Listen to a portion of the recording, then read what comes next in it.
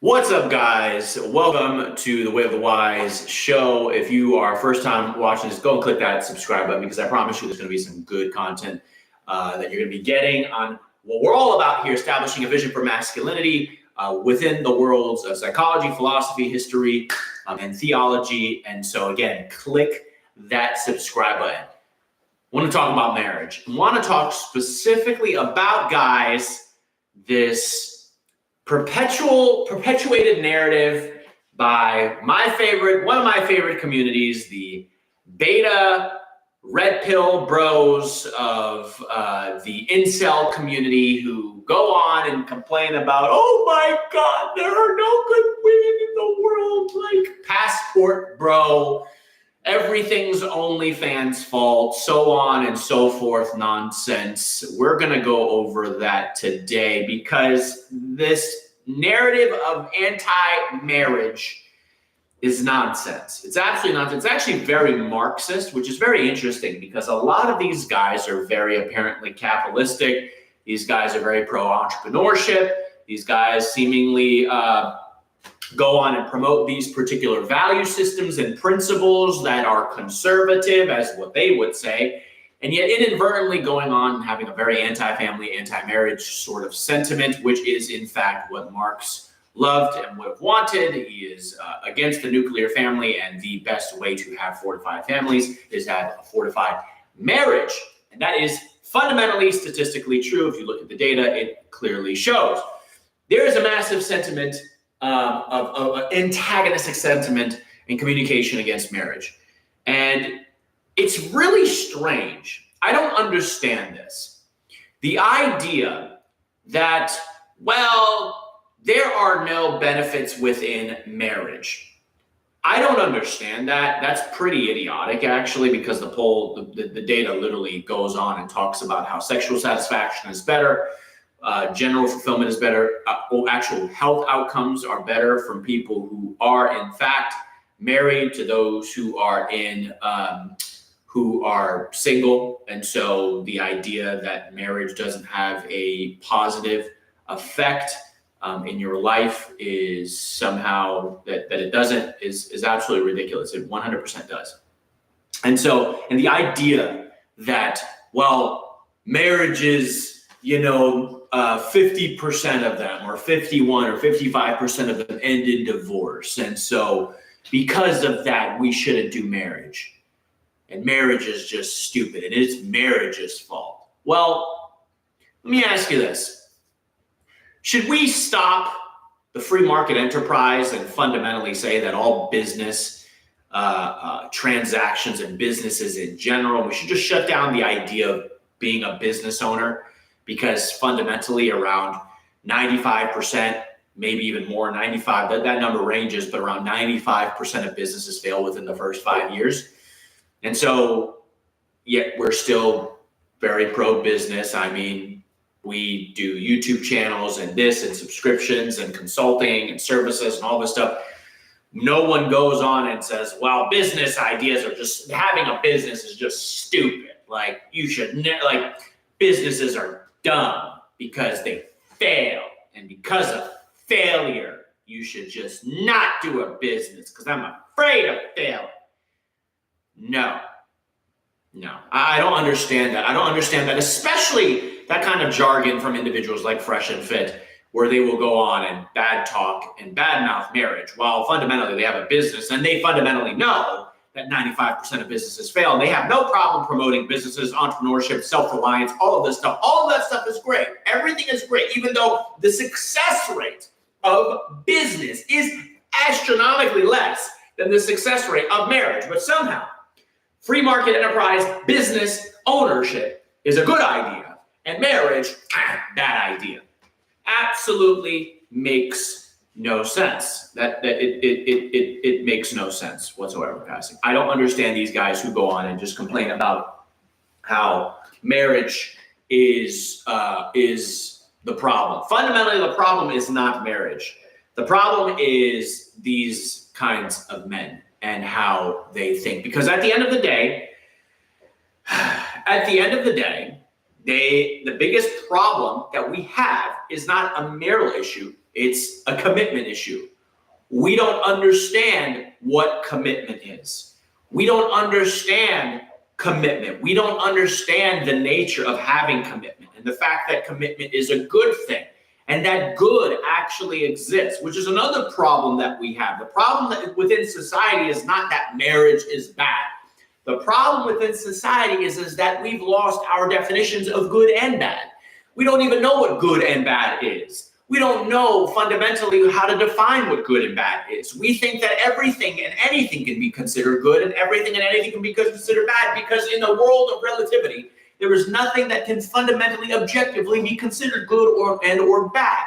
And so how are we even able to say that marriage is a bad thing and or a bad idea if we can't even within the same statement and sentence we go on and therefore deem that anything and everything can be considered good or bad because of our relativism. At the end of the day, if you're going to define that marriage is bad and or good, you have to fundamentally go and define what actually goodness and or badness actually are. And truth is, these guys cannot, because they fundamentally, a lot of these guys who are in this particular space, they are morally relativistic. A lot of them, they don't necessarily have faith in God. They have faith in themselves and faith in their own success and all of this stuff, faith to make money and, be a badass man and all this stuff, be dominant, polyamorous, blah, blah, blah, blah, blah, sleep with a bunch of chicks and all this stuff. So fundamentally, their paradigm of how they see life is very relativistic. Nothing is actually fundamentally true. True is what you determine it to be. So if that is the case, and yet we're going to label and define and determine marriage to be bad, we're going to be problematic because bad and good have, how do you define it? Who defines it? How do you define bad and or good? And that becomes problematic. And these guys actually have no understanding of what bad or good is, and yet are using those particular terms to define what marriage is. And so at the end of the day, these guys just don't want commitment. They don't like it. They don't see the value in it whatsoever. They don't see, how actual legitimate commitment to a person can transform your life in the most beneficial, positive way. I know for me, there was a massive difference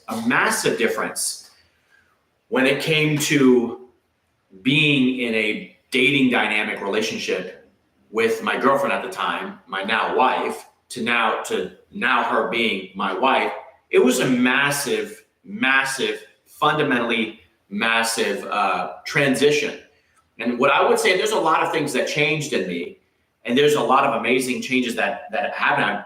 Fundamentally for me, I was just telling this to my wife yesterday, is that I was letting myself go in many ways when it came to my fitness, and she inspired me because she was the one who was much more conscious of health and fitness and all that stuff.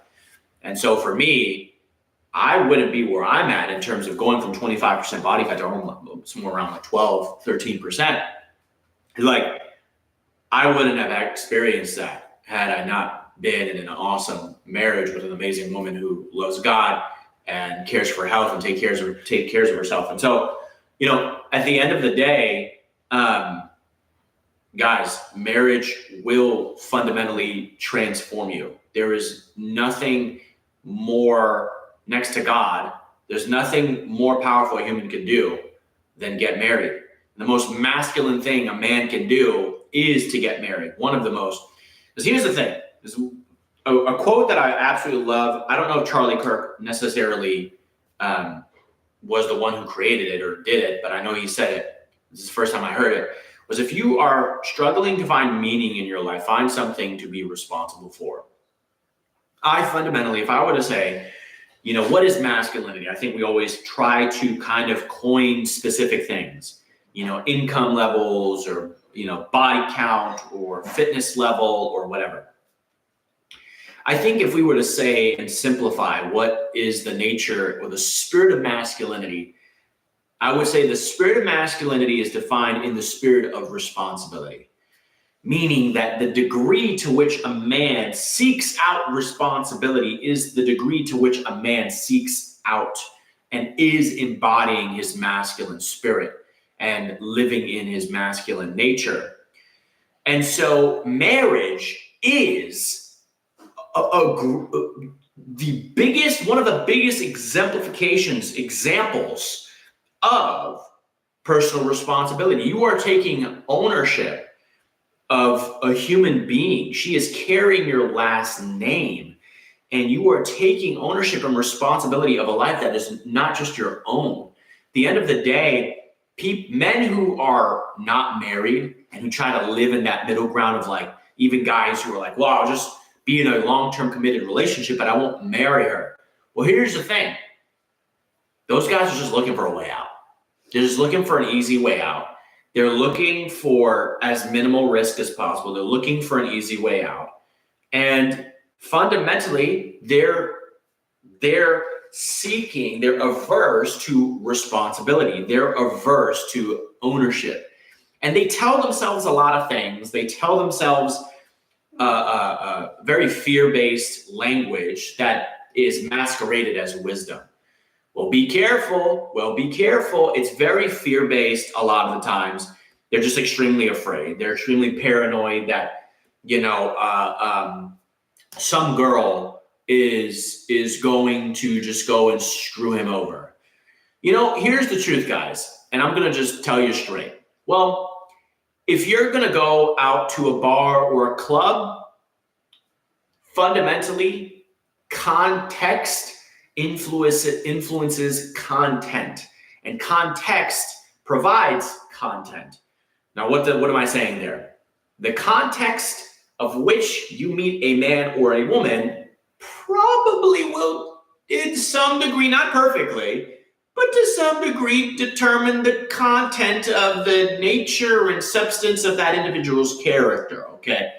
Now, this is not perfect, because we all know that sometimes people can go and chameleon, people can go and lie. There's plenty of people who go to church who are fundamentally lying and, having secret things that no one knows about or whatever it is.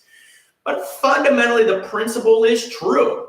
You want to go and meet a businessman, businesswoman, go to a business conference. Like, at the end of the context and the setting and the situation oftentimes is an indication. It is an indication of the person and what they value and the value systems and principles that they have. Now, again, this is not perfect, but it is a good test. It is a good way. It's not the only thing that you should determine, and bet on completely, but it is something to understand that this is a great, it's a great way to discern and to determine. So why am I saying this? Well, if you are going to meet your girl, like, this is what I don't fundamentally understand.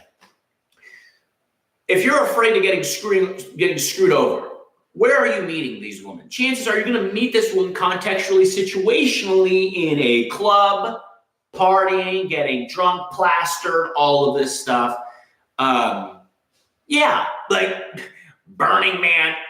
Sure, bro. Like, there may be contexts that that context will determine and oftentimes indicates a level of content of their character. And so, your choices. At the end of the day, everything's a trade-off. Okay, everything's a trade-off, and we have to understand the consequences of the choices that we make. If you are willing to go and marry a girl from the club that you met, there may be some substance of character flaws issues that you may, quote unquote, get screwed over or whatever it may be.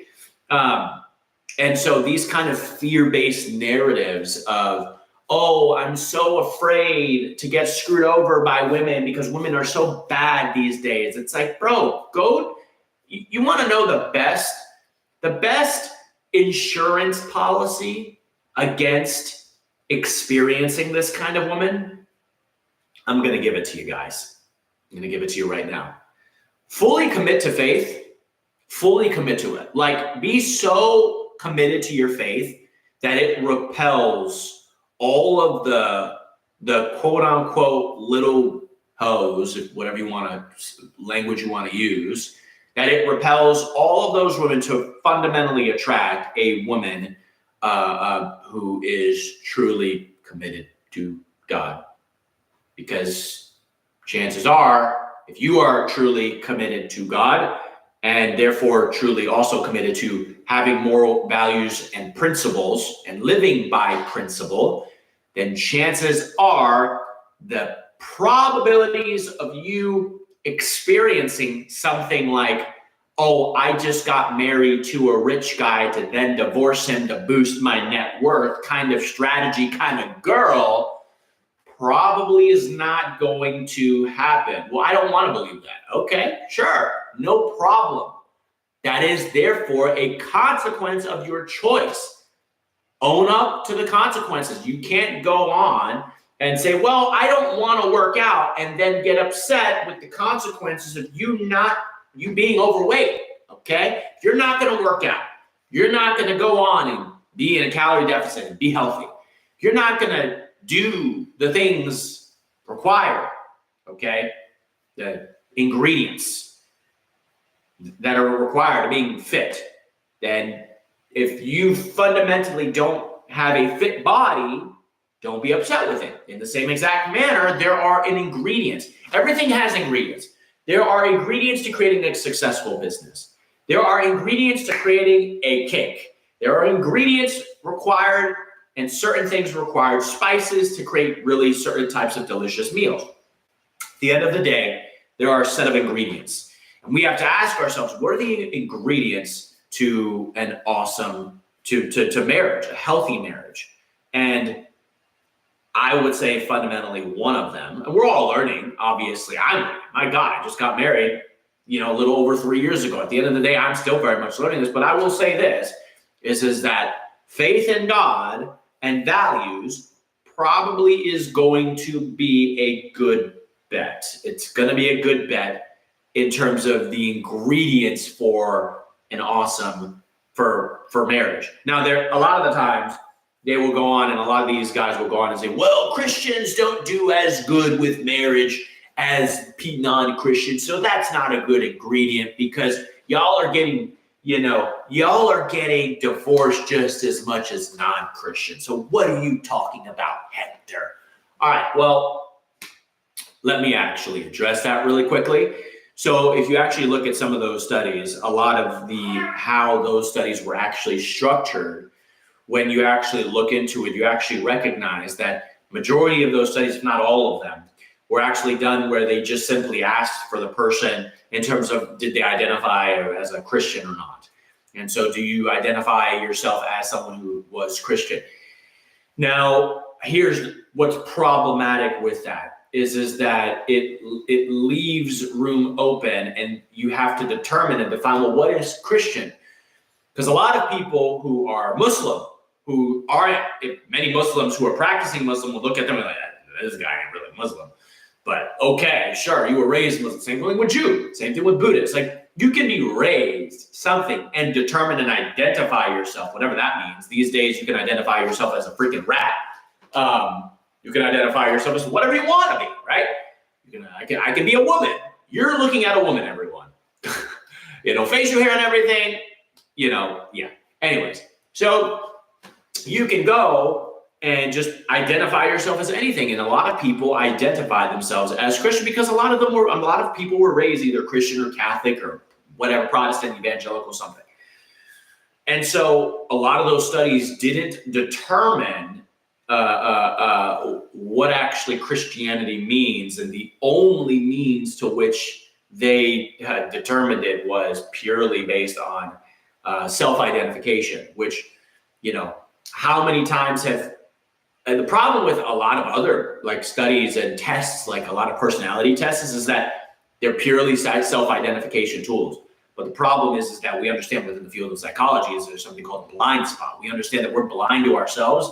We can perceive ourselves. How many times do people go on and say in, certain tests, oh, I'm disciplined. I determine myself as a disciplined person. And then when you actually ask them questions, do you do this? Do you do that? Do you do that? Do you do that? No. Oh, but I did. It's like, no, you're not a disciplined person. You're lazy. And so we self-aggrandize very much so. We are very bombastic within we're kind of, all humans have a natural tendency to be internally optimistic towards ourselves. We perceive ourselves in a heightened state than we actually are. That's very normal, which is why a lot of the times, self-identifying tests oftentimes fail. And so that was just purely the means of what it meant to be Christian, is just to identify as Christian. Now, what's interesting is that when you look at totally separate studies not related to divorce at all, you actually look into, they've done studies in terms of how often does an individual read their Bible, and they've done studies on this, and you will come to find that most Christians who quote unquote identify as Christian, they don't read the Bible at all. Like, that doesn't make any sense. Most Christians who are self-identifying as Christian, you actually also find that they also hardly even attend church. What is a Christian then? What the heck is a Christian? What does it even mean to be a Christian? Again, this is the problem. This test is purely it's purely based on self-identification, and that is the issue. When they actually refine Christian, what it means, they actually discover that percentile was radically less. And there's different studies, that have lesser numbers and a little bit higher numbers, but that number goes from quote unquote 50% of most divorces are 50% success rate. You have 50-50 chance, and that there's not really a difference whether you're Christian or not Christian. When you actually determine that there were practices of when they determined individuals who had prayed together, couples who had prayed together, couples who had read the Bible consistently. These people pray together, they read the Bible together or separately, they pray separately as well. When they determined these particular habits, they had discovered that the rate of divorce dropped from quote unquote 50% divorce rate to somewhere around, now there were some that said about like 1%, but most of them said somewhere around like 10, 15 to 20, 25%. So we're just going to say relatively around 15 to 25%. But that's a huge difference. I mean, we're talking out of someone who's a non-believer, out of 10 people, 5 of them will go on and get divorced. And then with Christian, that was the same amount. Now, when you determine Christian, i.e., someone who's a legitimate practicing Christian, we see those numbers change to where instead of it the same 5 out of 10 are getting divorced, to where that number is 1 to 2 out of 10. So meaning your chances of success as a committed, true, practicing, diligent, studious, committed, already said it, you get my point, faithful, faith-filled follower of Christ, your chances are more around 75 to 85, 90 percentile success rate. That's dramatically different, okay? Again, guys, the end of the day, masculinity leans into responsibility. These guys, they just don't like marriage. They don't like marriage. They hate it. They despise it. They want to go on and complain about how bad women are without determining the badness in their own lives and how they've actually contributed to the actual growth of the problems within society that we see today. So I'm done. That's pretty much it for this particular video. Marriage is amazing. Get married. Don't just be with her for the rest of your life. Actually get married to her because fundamentally commitment is a sign of your responsibility, and true masculinity loves responsibility. Love you guys. Appreciate you. Again, click that subscribe button. See you soon. Cheers.